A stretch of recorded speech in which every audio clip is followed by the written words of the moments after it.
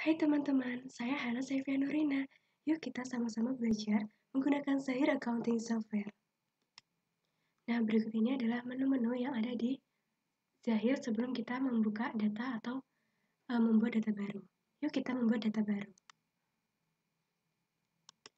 Nah, pada informasi perusahaan ini kita bisa melihat di contoh soal. Berikut ini merupakan contoh soal yang saya punya. Contoh soalnya seperti ini, sebelumnya kita harus mencermati dulu bagaimana sih model soalnya. Kita bisa menulis nama perusahaan sesuai dengan yang ada di soal, lalu kita tab. Fungsi tab ini digunakan untuk mengetahui kemana sih bentar lagi kita akan mengerjakannya. Contohnya, habis ke nama perusahaan, lalu kita tab, wah berarti habis ini kita ke alamat perusahaan. Kita isi informasi perusahaan ini sesuai dengan apa yang ada di soal ya. Jika data sudah terisi, kita bisa melanjutkan. Periode akuntansi ini ditulis sesuai dengan yang ada di soal. Lalu untuk lokasi dan nama file ini digunakan untuk di mana sih data kita disimpan. Kalian bisa memilihnya di mana saja, seperti ini contohnya. Lalu bisa kita lanjutkan ya. Ini bisa dilanjutkan. Jika ini telah selesai, sesuai dengan soal, maka kita bisa langsung proses. Nah, jika sudah untuk jenis usaha, kita pilih perdagangan umum. Lalu kita lanjutkan. Selanjutnya kita setup data, mata uang fungsional dan mata uang asing. Jika sudah, kita bisa menyelesaikannya. Nah, setelah tadi setup data diselesaikan, maka akan keluar ini menu-menu baru yang ada di Zahir software ini. Jadi ada beraneka ragam ya guys. Untuk pertama-tama kita akan mengerjakan data rekening terlebih dahulu. Jadi daftar akun yang ada di sini kita bisa sesuaikan namanya dengan yang ada di soal. Nah, kita bisa menggunakan tanda plus dan tanda edit ini. Tanda plus untuk menambahkan akun, tanda edit ini, pensil ini untuk kita mengedit. Contohnya kita pada kas kecil. Kita bisa tab 2 kali lalu kita bisa edit sesuai dengan nama yang ada di contoh soal. Karena di soal ada kas di perusahaan, maka kita akan mengganti kas kecil tadi menjadi kas di perusahaan lalu kita rekam. Nah, ini sudah kerekam dan akan dilanjutkan akun-akun yang selanjutnya. Lalu kita bisa tutup dan akan menginput data yang lain. Lalu kita pilih data nama dan alamat. Nah, kita bisa mengisi data-data input data ini sesuai dengan yang ada di soal. Di soal tertera data customer dan data vendor sebagai berikut. Nah, kita bisa mengisinya dan direkam. Dan kita selesaikan secara bergantian baik itu tipe customer atau vendornya. Lalu kita bisa beralih ke menu data produk. Data produk ini digunakan untuk menampilkan daftar persediaan. Seperti yang di soal bahwa data persediaan sebagai berikut. Kita bisa klik tambah ini. Lalu input data sesuai dengan yang ada di soal. Jika sudah akan seperti ini, lalu kita bisa rekam. Lakukan hal yang sama sampai data persediaan terisi semua.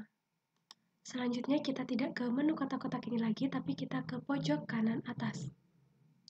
Salah, pojok kiri atas. Kita bisa klik setting, lalu ada klasifikasi akun. Klasifikasi akun ini digunakan untuk jika kalian ingin mengklasifikasikannya. Jika akun penting ini untuk seperti ini, kita bisa melanjutkan. Misalnya ongkos kirim pembelian. Kita bisa akun pentingnya yaitu beban pengiriman. Lalu seperti itu berikutnya. Lalu kita ke saldo awal. Yang pertama ada saldo awal akun.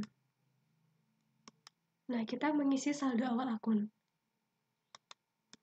Sudah dipastikan bahwasanya nanti nama akunnya akan sesuai dengan yang ada di soal. Seperti contoh kas di perusahaan sebesar 40.900 kita bisa isi. Ini tadi sudah saya isi ya. Jadi tinggal kita tab. Apakah ini sesuai dengan yang soal? Nah, ini di soal tertera kas di perusahaan sebesar 40.900. Dan tadi saya sudah mengisinya sebesar 40.900 juga. Lakukan hal sama sampai semuanya ini balance. Bagaimana mengetahui apakah ini balance? Kita bisa melihat ini yang ada di bawah. Nilai sebesar RPN 0, maka menunjukkan bahwa historical balance-nya ini seimbang, seperti itu. Lalu jika dilihat telah seimbang, maka kita bisa rekam. Setelah saldo awal akun, balance, kita bisa melanjutkan ke saldo awal piutang usaha. Nah, saat mengisi saldo awal piutang usaha, kita bisa melihat soal. Nah, di soal ini tertera bahwa toko Bata memiliki piutang sebesar 6.400.000. Nah, jika sudah seperti ini, kita bisa rekam. Nah, pastikan semua piutang sudah terisi dan totalnya sesuai dengan yang ada di soal. Lalu kita beralih untuk mengisi saldo awal utang usaha. Nah, ini mengisinya tidak jauh beda dengan mengisi saldo awal piutang. Nah, berikut ini datanya kita bisa input langsung di saldo awal utang tadi. Lalu jika sudah terisi, kita bisa merekamnya. Dan pastikan kembali kita telah mengisi semua saldo utang usaha yang sesuai dengan yang ada di soal. Nah, selanjutnya kita bisa mengisi saldo awal persediaan. Nah, saldo persediaan ini ya guys, ada quantity, ada harga beli, dan ada harga jual. Kita langsung bisa input datanya ke saldo awal persediaan yang tadi. Nah, seperti ini guys, gudangnya kita headquarter, kode barang IN1 sesuai dengan yang ada di soal. Stok awal ini adalah quantity awal, dan harga pokok satuan ini adalah harga beli. Jika sudah, kita bisa rekam. Nah, pastikan kita sudah mengisi semua saldo awal persediaannya, lalu kita tutup. Setelah input data telah selesai, kita bisa memulai untuk mengerjakan transaksi. Transaksi 1 Januari. Perusahaan menjual secara tunai semen kepada UD Pasir Gold Iron sebanyak 120 sak, yang harga satuannya 60.000, PPN 10%. Harga belum termasuk PPN 10%. Nah, kita bisa langsung mengerjakannya di menu penjualan. Kita pilih invoice penjualan. Pada invoice penjualan, kita bisa menambahkan data, lalu tulis nama pelanggan sesuai dengan yang ada di soal. Soal tertera UD Pasir, lalu kita OK. Lalu kita tap untuk mengganti tanggal faktur. Nah, kenapa tanggal fakturnya itu merah? Karena kita belum mengubah di tanggal pengirimannya. Ini. Lalu kita tap, tangannya ini biar penjualan UD Pasir. Lalu kita tap, dan ini tunai kita centang. Karena di soal tertera bahwa secara tunai. Lalu kita mengisi nomor barang ini. Nama barang tadi kita bisa tap 2 kali, lalu kita milih Gold Iron sesuai yang ada di soal, kita OK. Nah, jika sudah seperti ini, kita tap-tap, dan dikirimnya sebanyak 120, lalu kita ketik 120. Nah, untuk pajak ini kita bisa membuat pajak baru ya guys. Nah, kita membuat pajak baru dengan PPN, pajaknya pajak pertambahan nilai, persentasenya sebesar 10%, dan ini akun beli adalah PPN masukan dan akun jual PPN keluaran. Lalu kita rekam. Jika sudah direkam, kita bisa memilih PPN ini, lalu klik OK. Nah, nanti akan seperti ini ya guys. Oh ya, untuk inclusive text ini kita tidak gini kan, karena di soal tertera harga belum termasuk PPN, sehingga inclusive text-nya ini tidak dicentang. Lalu jika sudah, kita bisa rekam. Transaksi pertama sudah, yuk kita coba ke transaksi yang kedua. Berikut soalnya, 6 Januari. Perusahaan mengeluarkan cek bank duit untuk membayar hutang kepada PT Sky Semen. Kita bisa ke menu pembelian dan ke pembayaran hutang usaha. Nah, ini tadi akun kas di bank duit penerima PT Sky Semen tanggal 6 Januari. Memonya pembayaran utang kepada PT Sky Semen. Ini sebesarnya kita biarkan dulu karena kita harus mengisi nomor ini invoice dulu. Jika sudah seperti ini, kita bisa klik sebesar ini. Nah, jika sudah keluar, baru kita bisa rekam. Nah, data sudah terekam, transaksi kedua telah selesai, kita lanjut ke transaksi ketiga yuk. Di transaksi ketiga, pada tanggal 6 Januari, perusahaan membeli barang dagang dari PT Buana Semen dengan syarat 210N30, Marunland 400 sak, PPN 10%. Nah, kita tetap pada menu pembelian, tapi di kotak penerimaan barang. Nah, kita bisa menginput data ini sesuai dengan yang ada di soal ya. Nah, setelah itu kita bisa mengisi nama pemasok, tanggal faktur, keterangannya, dan ini ya, nomor barangnya apa. Lalu kita tap, tadi yang diminta adalah 400 sak, kita tulis aja. Nah, jika sudah akan seperti ini, lalu kita tap-tap. Tidak lupa untuk pajaknya kita ganti sesuai tadi PPN. Karena secara kredit kita bisa mengisi term pembayarannya. Di soal diketahui bahwa term pembayarannya 2-10-30. Nah, jika sudah seperti ini, kita bisa klik OK.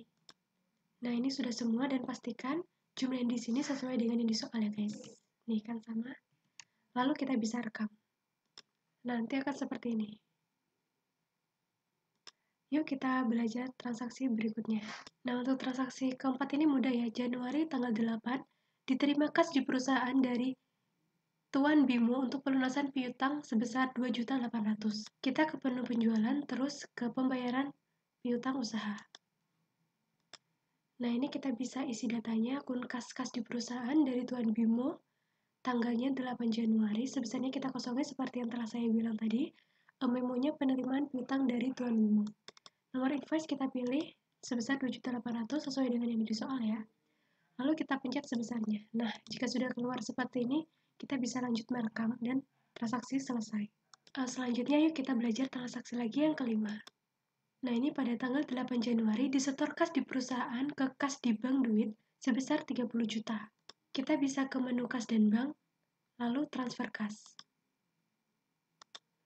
Nah, untuk datanya, ini dari kas di perusahaan ke kas di bank duit pada tanggal 8 Januari sebesar 30 juta. Keterangannya transfer kas di perusahaan ke kas di bank duit. Lalu kita bisa rekam. Yuk kita coba satu transaksi lagi. Nah, ini ada contoh transaksi pada tanggal 9 Januari dikeluarkan kas di perusahaan untuk pengecatan bangunan toko sebesar 2 juta.